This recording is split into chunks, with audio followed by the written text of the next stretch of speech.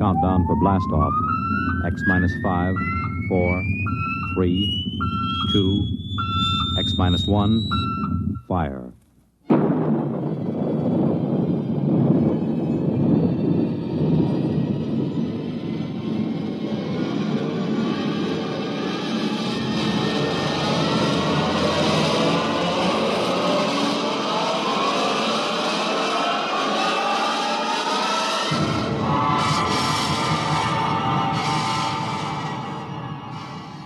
From the far horizons of the unknown come transcribed tales of new dimensions in time and space. These are stories of the future, adventures in which you'll live in a million, could be years, on 1,000 maybe worlds. The National Broadcasting Company, in cooperation with Galaxy Science Fiction Magazine, presents X minus 1.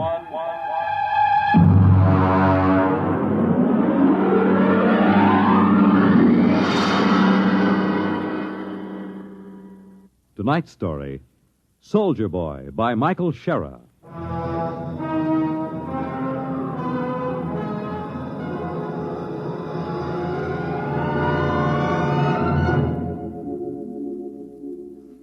There is a Scandinavian legend. In the Northland deep, in a great cave by an ever-burning fire, the warrior sleeps. For this is the resting time, the time of peace. And so shall it be for 1,000 years. And yet we shall summon him again, my children, when we are sore in need.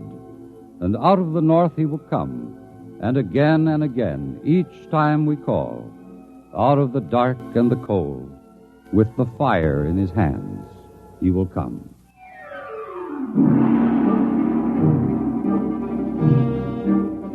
I was off duty when the call came to report. I was off duty and out of uniform. As a matter of fact, I was in a bar, drunk. Basio had just spilled a beer over me. I cussed him out, and when I looked up, there was a shore patrol standing over me. Captain Dillon?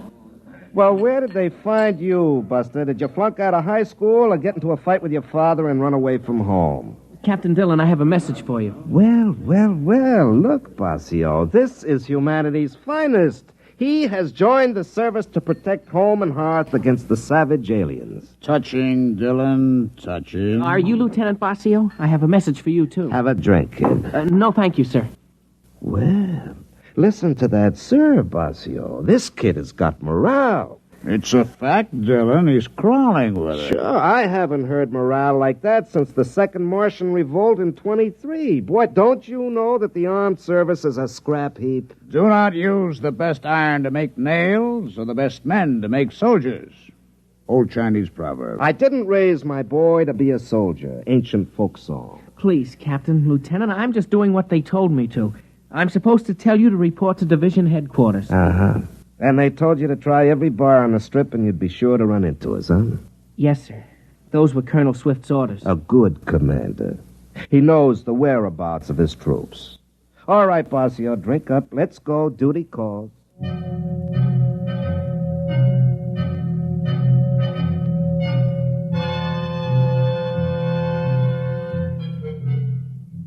The garrison town was wide open. The street was lined with saloons, gambling houses, and whatever. They cleaned up this sort of thing on Earth and every colony in the solar system and beyond, but they let them stay near the Army bases, mostly because they knew there'd been 500 years of peace, and the men that sifted down into the Army were not quite the best adjusted of human beings. The drinkers, the gamblers, the men who were destructive in 100 different quietly degrading ways wore the uniform of the Defense Command. The uniform that was usually creased and just a little dirty. I know because I'm a veteran of 20 years of it. Not a veteran of any wars nor any fighting except in some saloon on payday, but a survivor of garrison life, of chasing smugglers and rarely catching them. The colonel was fat and sweaty, and as a gesture to military discipline, he chased a frowsy blonde out of the office before he spoke to us. Sit down, Dillon. Have you ever heard of Lupus 5? No. It's out on the rim on a 360 vertical sector. They were wiped out a year ago. Disease? Aliens. A mail ship found it. By the time they called the Army in, almost 6 months had gone by. There were 70 colonists. 31 were dead. The rest were missing. All the technical equipment, all radios, guns, machines, even books were gone. The rest of the place was burned over. Only one of the men found something in the ash. As you know, every colony is equipped with a detonator in a main building. And a cobalt bomb buried right in the middle because it's a lot more important to blow a whole village than let some hostile alien learn vital technical facts about human technology and body chemistry. Well, why didn't the bomb blow at Lupus 5? Because the wire was cut. At the heart of the camp, under 12 inches of earth, somebody dug it up and cut it. Who? I don't know. Dillon, we're pulling back, evacuating the rim colonies. There's nothing else to do. No defense possible? After 500 years of peace? Look at you, Dillon. Look at me. And the rest of the army is about the same. We're pulling out. They're not going to like that out at the rim colonies. If they don't like it, they can wait and be burned by the aliens. We can't protect them. You'll report to the 38th sector. You'll have 10 planets on your route to warn and evacuate. Try and stay sober. Yeah, I'll try. That's all. Get out of here. And send Kitty back in on your way out.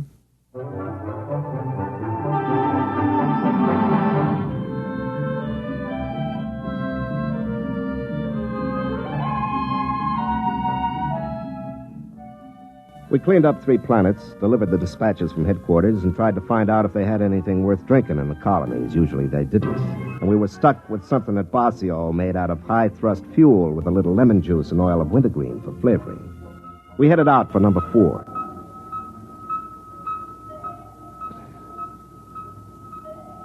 Hey, Dillon. Ah, You want another belt? no, not now. I got to feed orbits into this fool computer. Light up. Come on. There she goes. You know, it's funny. What? Life. You're a 90-proof philosopher, Basio. Nah. Look, we come down on a planet. Nobody talks to us. We can stand out in the landing field in snow or sand or whatever they got on their miserable planet. Nobody wants us. Well, look at you. Can you blame them? No, you don't get it. What are we here for? To save them. To shove a firecracker under their tails and get them out while there's still time. What do they call us? Soldier boy. Drunken bum. Now, what do they do that for? 3 guesses. Yeah, like on that last one. They almost mobbed us. Every time we walked out in the street, they looked at us as if these uniforms were some kind of an insult. Well, look up your history, Basio. There's been too much misery tied up with soldier suits of some kind. It's practically a racial memory. Ah, baloney. They got no call to treat us like we were criminals. They would have shot me down if you hadn't taken off so quick. Yeah, look, Basio. If somebody comes and tells you got to get off the planet that's been home for 20 years and then wrecks their best restaurant in a brawl, what do you expect? A medal? I guess you're right. Hey, that was some scrap. Yeah. I didn't like the way that stuck-up head waiter called me soldier boy. I'll do it all over again. I know you would. On the next planet, do your drinking on the ship. It's safer all around. Oh, they still got no right to be so stuck up. After all, somebody's got to be in the army. Yeah, I guess so. Well, that's the last orbit. Pass me the bottle. Huh?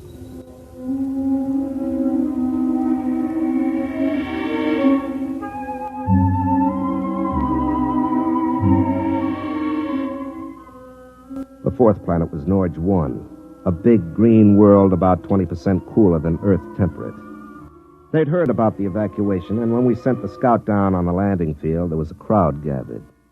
When I opened the hatch, I could smell a wet, heavy breeze that meant snow. It was below freezing, and Army-issue cold weather gear wasn't worth much. I waited out at the edge of the field for 15 minutes, waiting for somebody to take notice of a ship of the United Earth Defense Command. I just stood there in the cold wind with a pint to keep me warm. Finally, somebody came out to talk to me. What do you want? I'm Captain Dillon. I have a message from Fleet Headquarters. You in charge here? Nobody's in charge here. If you want a spokesman, I guess I'll do. What is it? Well, I got a dispatch for you from headquarters. I'll look at it later. Is it always this cold? This time of year. Freeze a brass monkey. Drink? No, thank you. Mind if I do? No, if you have to. I don't suppose you got any decent liquor on this planet. No, we don't have any. Yeah, I forgot. All right, let's get going. We haven't got much time.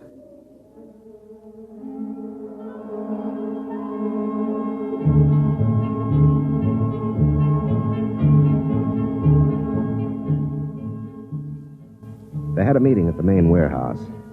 Russell read the dispatch and the order for evacuation. It took them a long time to understand. They took it pretty well, but then these were pioneers. Pioneers.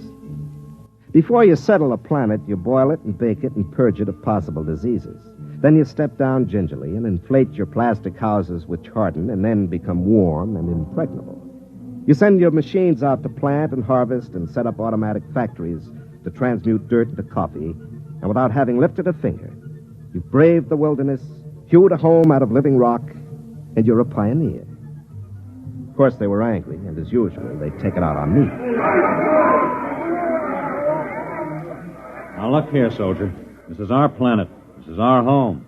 We demand some protection from the fleet. I've been paying taxes for all of you all these years, and it's about time you earned your keep. Maybe, Mr. Russell, maybe, but there is no fleet.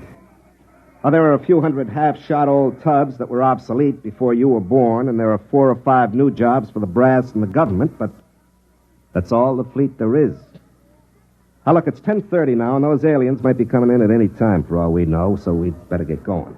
Lieutenant Basio has gone on to the sister colony at Planet 2 of this system. He'll return to pick me up by nightfall. And I've been instructed to have you gone by then.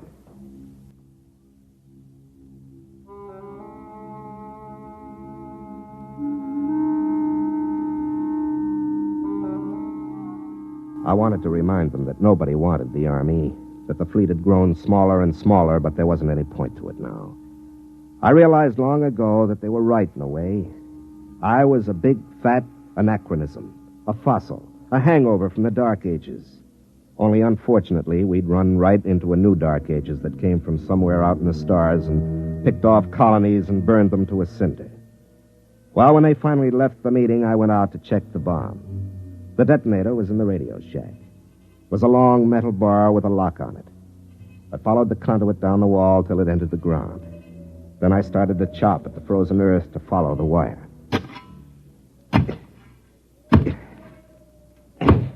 Captain Dillon. Yeah. How many people can your ship take? Well, she sleeps too, won't take off with more than 10. Why? We're overloaded. There are 60 of us, and our ship won't take over 40. We came out in groups, so we never thought. You sure? She's only a little ship. She's all we could afford.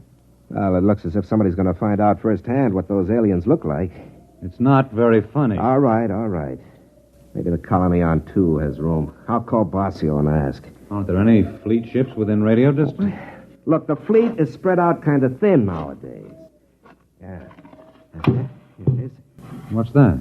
That's your wire from the detonator to the bomb. Somebody dug it up, cut it, and then buried it again and packed it down again real nice. Fool. Who? Well, one of us, of course. I knew nobody ever liked sitting on a live bomb like this, but I never You figured... mean one of your people? Isn't that obvious? Why? Well, they probably thought it was too dangerous, like most government rules. Maybe one of the kids. No. There was a bomb wire cut on Lupus 5 just before the alien attack. Maybe an animal? Now, no animal did that. Some coincidence, huh? The wire at Lupus 5 was cut just about before an alien attack. Now, this one was cut, too, newly cut. So something knew enough about this camp to know that a bomb was buried here and also to know why it was.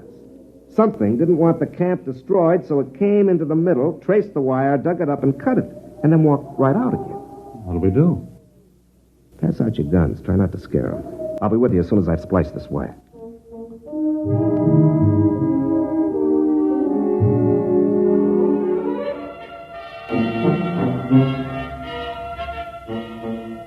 I spliced the wire, went back into the radio shack, and pulled out my pistol. I checked it and primed it and tried to remember the last time I'd fired it. The snow began falling near noon. By 1 o'clock, the visibility was down to 0. I tried to contact Basio to tell him to hurry. He didn't answer. I figured he was probably drunk or sleeping it off. I suppose I should have been out organizing some kind of defense, inspiring everybody with grim, lantern-jawed courage. But as a matter of fact, my jaw is somewhat slack, and I'm not strong on courage. So I took a belt from the bottle and considered things. The tension was beginning to get me. After 20 years of hanging around and playing like the town drunk, a man can't be expected to rush out and plug the breach just like that. You have to work up to these things gradually. I suppose there was something to me originally, but I lost it. I lost it in 20 years of idiotic garrison spit and polish in saloons and the icy looks and choice words that civilians save for peacetime soldiers. I had half the bottle killed when Russell came back to see me. Captain, I just can't make any sense of this. Who cut that wire? Well, as far as I can figure, an alien cut it. No, there haven't been any aliens or any peculiar animals near this camp. We've got planet-wide radar, and there have been no unidentified ships since the first landing a year ago. One of us must have done it. It's the only possible explanation. You mean a traitor? Or a dupe. Maybe the aliens can exert some kind of telepathic control. I can't see it. If they're able to control one, why not all and save half the bother? Now, look, is there any animal that ever comes near here that's as large as a dog? Well, there's a vigil. It's like a monkey with 4 legs. We shoot them now and then when they get into the crops. We're going to post sentries. Do you want to place them? Well, you know this site better than I do. Post them in a ring within calling distance, huh? Dylan, what are they like? The aliens. Do you know? No, I don't think anybody does. We don't know what they look like, or what they think like, or where they come from. Do you think they've landed yet? Don't know. With this snow coming down, they could be out there in the woods right now, and we'd never know.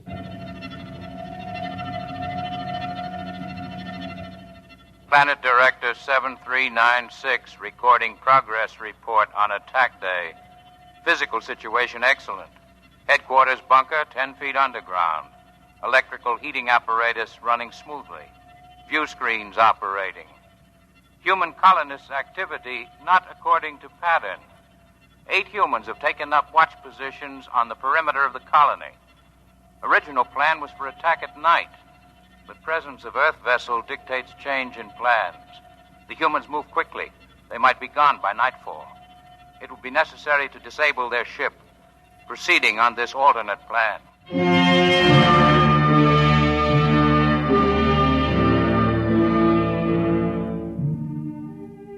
At noon, Russell reported that Planet 2 didn't answer his call.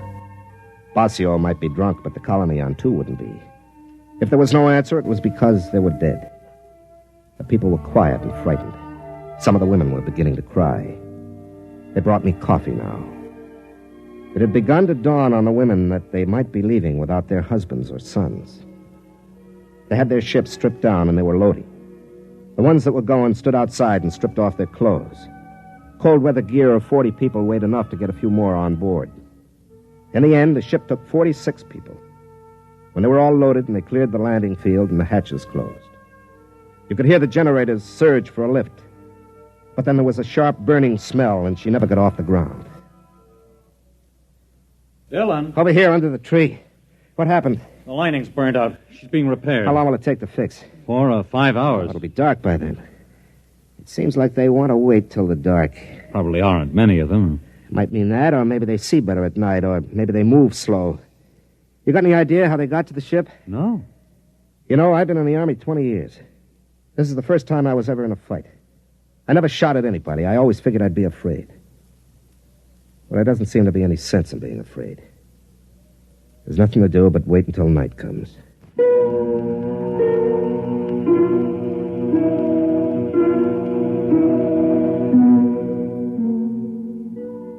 I sat there thinking of Basio. He was dead. There wasn't much doubt of that. Probably died dead drunk and not giving a solitary hoot. I stared out into the snow and thought the same thought over and over. Basio is dead. Basio is dead. In all this dog-eared, ape-run universe, he was about the only friend I had, and so naturally he was dead. Dead because he tried to come out here to help these people. People who cursed him and called him a drunk, which he was, and a brawler, which he was when somebody crossed him. But he was the one who came to help. And in short time, I'd be staying behind so that some colonist could jam himself aboard my ship and lift out to safety. And I'd die to save somebody I didn't even know. Somebody who 24 hours before would be ashamed to be found in my company. They come to an army for help too late. An army like me, sodden and not knowing whether they can fight or not. Dylan. What? Over there, at the edge of the woods. Something moving. You can see it through the snow. Look out. How far do you make it to that tree? About 50 yards. 50 yards. There it is, do you see? By the bush. 50 yards, no wind, half charge. I have a feeling I'm forgetting something. Well, here goes. You got it! Get down. Maybe more of them. Wait and see. I saw it clear when it jumped. It was one of those monkeys. Maybe. We'll see.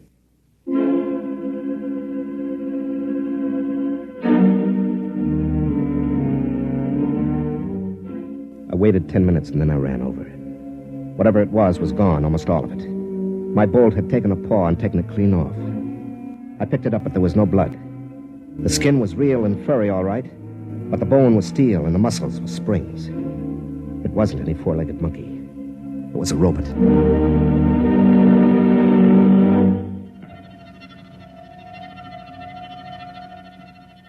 Planet Director 7396 recording progress report on attack day.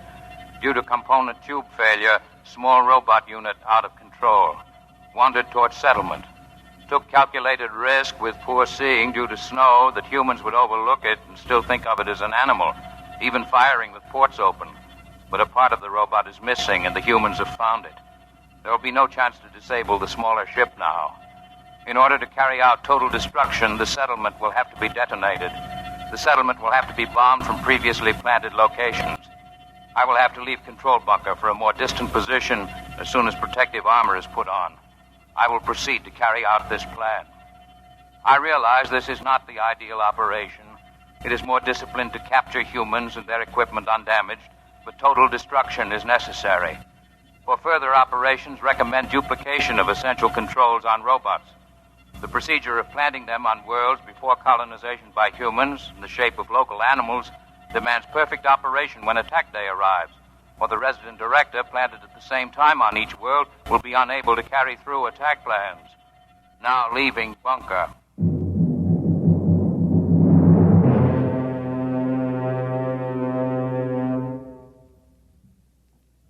That's how they got the ship, all right. Probably slipped a Vigil through the aft port and left it in there to foul the lining. Wonder what else they've got. Well, probably all kinds of things. Must have been some kind of lizard that went under and cut the wire. A spicer lizard. They can burrow underground. And we've got a bat that could do aerial reconnaissance for them. Well, they know everything about you, and we don't know anything about them. They're probably sitting out there right now, swarming behind those trees, waiting for it to get nice and dark. All right, you better get back to the others and tell them I'll stay here. Why? Because we only need one. If we could just get one back to a lab, we'd have some clue to what they are. We can't just cut and run. We got to make a stand. I didn't think the Army made stands. I thought they just pulled out. Yeah, I suppose so. An army does what it has to, and ours is weak and filled with men like me. But even so, there comes a time when you have to make a stand.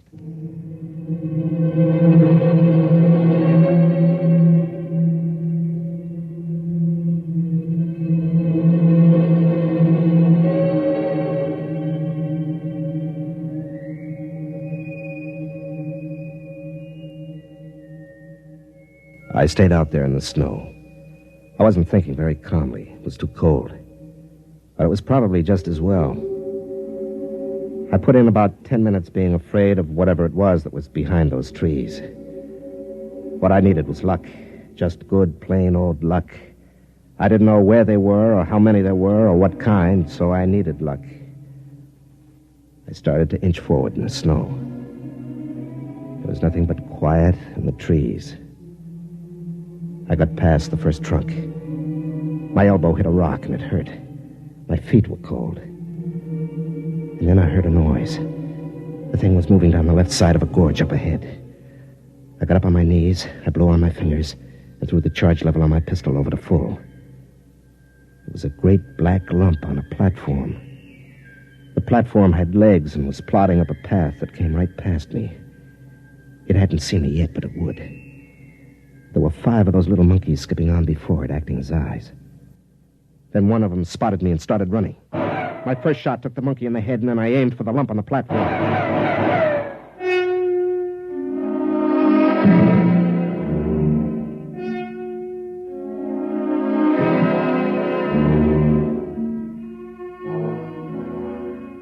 They got one blast off before I hit anything vital. It burned across my shoulder, my shirt charred. It felt as if I'd been hit in the arm with an axe.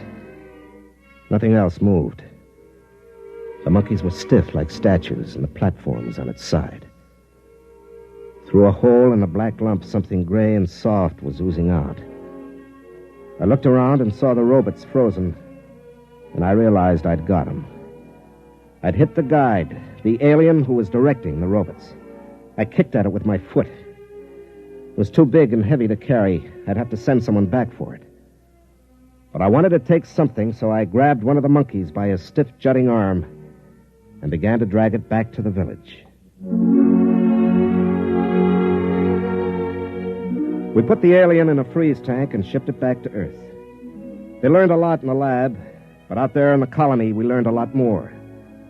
We learned that man wasn't born to live out his days at home by the fire. In the wee black corner of space which man had taken for his own, other men were learning. And the snow fell in the planet's world, and when it was spring, where I had fought, men were already leaping back out to the stars.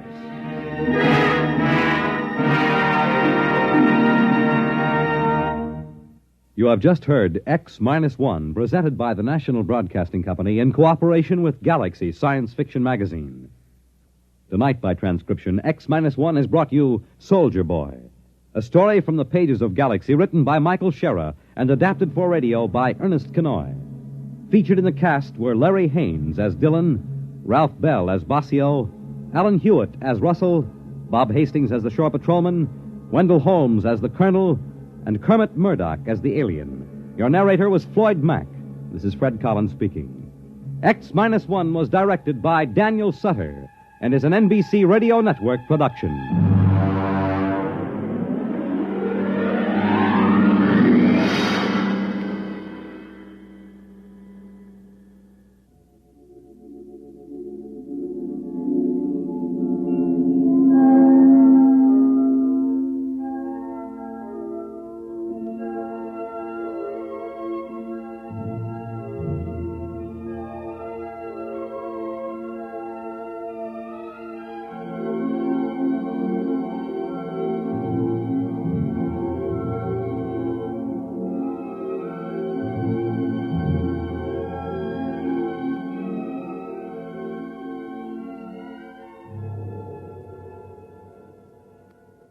X minus 1.